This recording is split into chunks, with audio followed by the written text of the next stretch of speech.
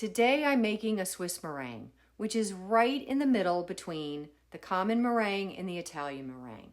The ingredients are pretty similar, even if the ratios can change, but egg whites and sucrose are the star of the day.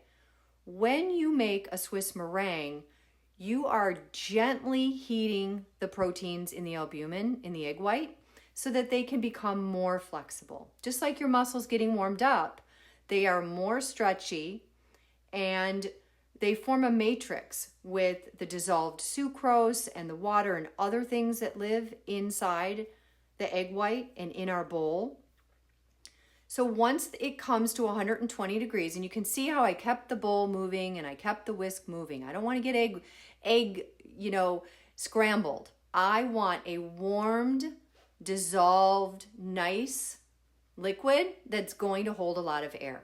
And I'm mixing this on medium to medium high. Remember, I always believe in mixing things on a lower speed than might be mentioned in most recipes because I want to build very stable bubbles so that when you walk away from this meringue, it can sit in the bowl all night. It's not going to weep or separate.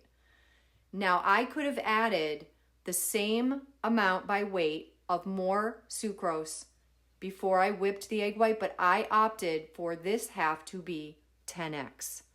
I find that adding 10x after I've sifted it and added it in threes, and you'll see that everything I add in threes allows the egg whites to catch up, that this 10x absorbs moisture, creates stability, and I think it's a nice structure builder. It's not a necessity, and you could certainly try it both ways. The recipe's at the end so you can kind of see which way you want to go. But the great thing about a Swiss meringue is you can do everything with it that you can a common or an Italian. It's just more forgiving. You're not going to burn yourself possibly or have it fall apart like in a common meringue. And the Italian meringue, is a little scary for people because it is scary to heat sugar to such a high temperature. But the Swiss meringue's right in the middle and it's very accessible. You can teach it and incorporate it into macaroon shells. You can pipe it, pavlovas, cookies, just about anything. And I feel that this particular recipe is very well balanced, and adding the 10x to the top is yet another reason, especially if you're working with any humidity, to help dry out the exterior, and it kind of works on the whole thing. So I piped out these petals with a rose tip and put them in the oven for about an hour and a half. And now I'm assembling them so that I can add a new dollop of meringue and then bake it again to create a flower.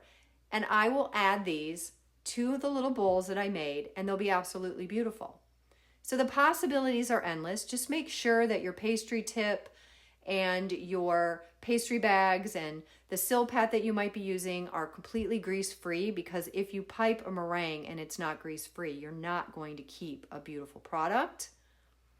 But give the recipe a try and let me know if you think this is an easy approach and something that you can use in your typical repertoire of baked goods.